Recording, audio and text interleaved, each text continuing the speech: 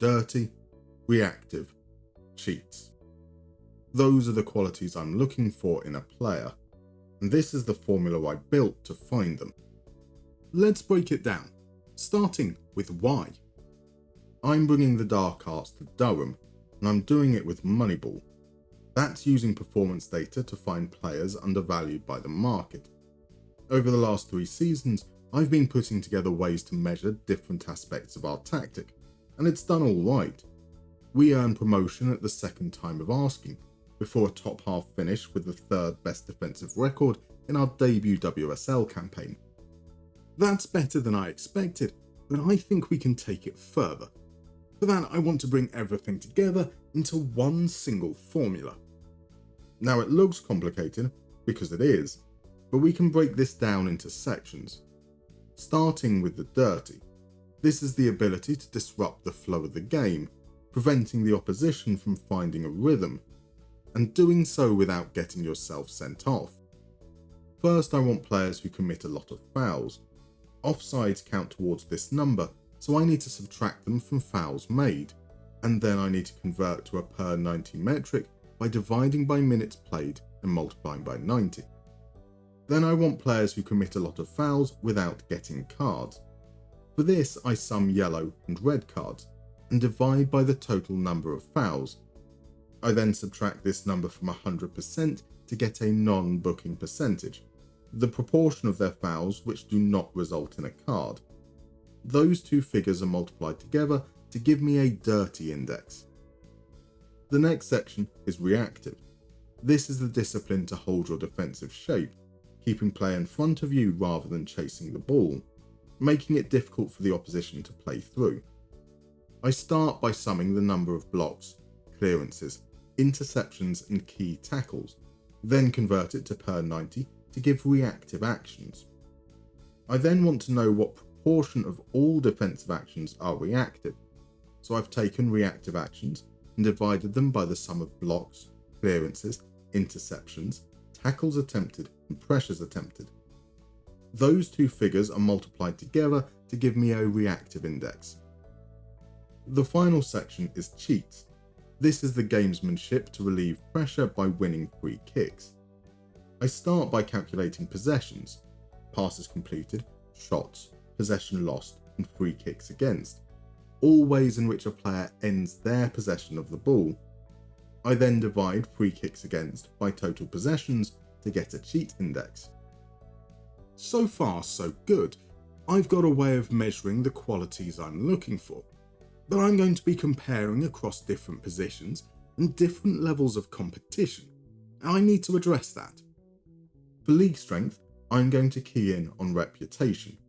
The WSL here is excellent, and so is the NWSL, Liga F, the Premier League, and the Frauen Bundesliga. The rest of the leagues available in FM are as shown, with Wales's Adran Premier the lowest ranked. I'm going to use those rankings as multipliers, starting at 100% for excellent and dropping 5% for each tier below. This has been applied to each index, so each formula now includes a league strength multiplier. Then it's just a case of working out those scores as a percentile compared to their peers, players who have the same best position. Now, percentiles is just a ranking system. Where does a player sit if you were to line them up in order from least to most? In a group of 100 players, the 75th percentile would be a player who scored higher than 74 others, but less than the remainder. It's a comparative tool, not a qualitative one. It doesn't tell me what the difference is between the 75th and 74th player, merely that the 75th is better. There are alternatives which are better at showing the spread, but I prefer percentiles for their readability and simplicity, and I'm a sucker for a scale of 0 to 100. That gets me close to being done, yet not quite there. The Moneyball equivalent of edging. I have different needs depending on the position. Here is our tactic for the upcoming season. It's a low block, low defensive line, very low pressure tactic. We trap outside and invite crosses to keep our defence narrow. The central foursome changes depending on the opposition. If they have a direct marker, they will have a neutral role and be told to mark tighter. If they don't, they'll be on a covering or screening role. So this is my setup against a 4-2-3-1, and this is my setup against a 4-4-2. I've asked the wide covering midfielders to press more, however. They will harass whilst the defenders hold their shape. Along with the fullbacks and forwards, they've been asked to tackle harder, as these are the harmless areas to give away free kicks. In possession, it's a high-tempo, direct counter-attack. The wing-backs cross from deep, the attacking midfielder moves into channels, the poacher holds up the ball. We just get the ball forward as quickly as possible and try to crash the box. Now I want all my players to be dirty. That's a non-negotiable. My centre-backs and defensive midfielder need to be reactive, but they do not need to win free kicks. My wide covering central midfielders and forwards need to cheat, but don't need to be reactive. My wing-backs need to do it all. There are some other considerations mentioned in the last episode. My centre-backs and central outlet centre-forward need to be good in the air. My wide outlet winger needs to be good at dribbling. Those are the profiles I'm looking for, and the formula needs to reflect that accordingly. I will take the average percentile from each index relevant to each profile. So for dirty and reactive, it's those two indices, with reactive counted twice. Dirty and cheat is those two indices, with cheat counted twice. Dirty reactive cheat is each index once. And then I'll rank that overall score as a percentile. Percentiles within percentiles. When will it stop? Well, now actually, the formula's complete. So let's see how our squad performed. Just 14 players played over 1,000 minutes. Of them, our defence is a worry. Only Amy Goddard grades out well, and she was disappointing in the air. Natasha Pryor was abysmal, so we've sold her to Linköping for 22k. That's a 6k profit. Nagashima's joining her out the door, an 18.75k departure to Sheffield United. Lucy Watson survives by virtue of being our captain. Yuki Seno and Signe Markvardsson are solid at wing-back. Unfortunately, Seno can't get a new work permit, so she's left on a free transfer. Ella Wilson didn't play enough, and Chelsea Blissett was surplus to requirements. Their contracts have expired. Our starting midfield of Garcia, Kinzit and McQuaid are all in the top 20%, and Frost as a backup is pretty good too.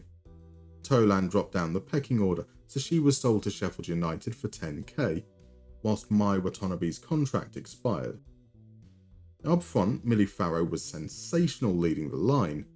Flora Marta was effective, whilst Jessie Gale was disappointing, but not too much. Grayseed was sidelined by an ACL and now out of favour, sold to Wrexham for 12k. Hannah Blake lost her spot to Farrow, so she's been sold to Watford for 16k. A handful of players were out on loan last season: Rebecca Matthias, Dee Bradley and Layla McFarland. Their contracts have now all expired. That leaves our squad planner looking a little thin. Defence is clearly the priority, but we could do with improvements at all levels. It's time to put the formula to the test. As always, I exported the data of every player in a playable league who played over 1,000 minutes. Filtered for those interested in joining, likely to get a work permit, with an overall score above 50. That gives us 223 players. This is progress. The last few seasons have been slim pickings, but finally players want to join us. Not stars like Kira Walsh, Linda Caicedo or Aitana Bonmati, of course. Even if they were interested, and we could afford them, I wouldn't want them. With scores of 57, 47 and 20 respectively, they're not what I'm looking for. The formula isn't saying they're bad players, it's saying they're not suitable for my anti-football shenanigans. Jessica Cowart is, however. The Philippine international is in the 87th percentile and will immediately improve our defence, signed for 8.75k, alongside Rebecca McKerney, also in the 87th percentile. She is more reactive, less dirty. She arrives on loan from Everton until the end of the season. To complete the defence, Malva Larson. She's a bit of a drop-off, but is sensational in the air. a free transfer arriving in January. With Yuki Seno gone, I need a right back, and that right back is Georgia Fox. She is strong across the board and ends up in the 98th percentile, so we've broken our transfer record, an eye-watering £44,500. Next up, some experience to our midfield in the form of Leicester's Celeste Beret. Phenomenally reactive, moderately dirty. She can cover in defence in a pinch, and she's free. Finally, a bit of a wild card. Sassuolo's Hawa Sangare. Her 91 overall is great, but worse than our incumbent Millie Farrow. Her 49% header win rate, however, is absolutely sensational. And so I've broken the transfer record once again. £53,000. That's 6 players in for 105k, 12 players out for 80k, a net spend of 25 grand. Our wages have dropped from 16k per week to just over 14.5k, and as we made 600 grand profit last season, we're in a healthy position. I like our depth. With just domestic competitions to worry about, we don't need a massive squad. We're set. All that's left to do is play. It was a season that started poorly. Ebony Salmon's brace gave Villa an opening day win. Grace Clinton's brace condemned us to a 2-1 defeat against Man City. Our consolation goal came courtesy of Hawa Sangare, who proved to be an inspired addition. 2 goals apiece against Everton and Man United earned us surprise wins, as she scored 8 times in the first half of the season. We were 5th, thanks to our stout defensive performances. The second half was pretty much the same. We lost the games I expected us to lose. Sometimes it took an absolute worldie, other times a heartbreaking 90th minute free kick. But we also won the games I expected us to win. More often than not, it was Hawa Sangare who was the difference maker. She finished with 17 league goals, only bettered by Arsenal's Alessia Russo. With 1 game remaining, we had dropped to 6th, 1 point behind Leicester, who hosted us for the finale. It would take something sensational to break the deadlock. Sam Tierney gave Leicester the lead, only for Sangare to hit back almost immediately. It would take something sensational to break the deadlock again, this time Lucia Kendall. A 91st minute Goddard header would bring things level, but that would not be enough. We finished 6th. We did, however, have the best defensive record, just 27 goals conceded, a 25% decrease on the season prior. We picked up 6 points more too, but we're still a long way off the Big Four. Not bad for a team with less than 20% of the budget. There is one key metric I'm using to measure success: average shot quality against. That's XG against divided by the number of shots faced. We are set up to be under pressure. Hell, we have just 31% possession. But if we can restrict our opponents to low quality chances, we're doing our job. 34.63 XG against from 464 shots is an average of 0.075 per chance, the lowest value in the league. We might not be the best at football, but we are the best at what we do. That's why our season isn't over yet. This approach is made for cup football, and an extra time Sangare header against Manchester United had earned us a spot in the FA Cup semis, where Chelsea lay in wait. With 3 minutes gone, Gaoro gave them the lead. Paraluelo registered her second assist of the afternoon just 20 minutes later. But we have Sangare. McQuaid set her through and the deficit was halved. And that's how it would remain. Getting that far was a shock in itself. I can't really complain. Anyway, let's check out the players. A remarkable improvement in defence. All 4 centre-backs scoring above 50. All 4 above average at winning headers. Lucy Watson is an exception because the assistant manager keeps playing her on the wing. Georgia Fox was everything we wanted her to be, as was Celeste Beret. Jessie Gale improved significantly on last season, whilst Hara Sangare led the line wonderfully. The star, however, was Jasmine McQuaid, in the 100th percentile, not a single player better. And her attributes? They look something like this. I am so happy with how this is going. We are punching far above our weight, and it's thanks to our dirty reactive cheats. There is just one season remaining of this save, and our goal has to be to break into the top 4. Do I think it's possible? No. But I'm damn well gonna try.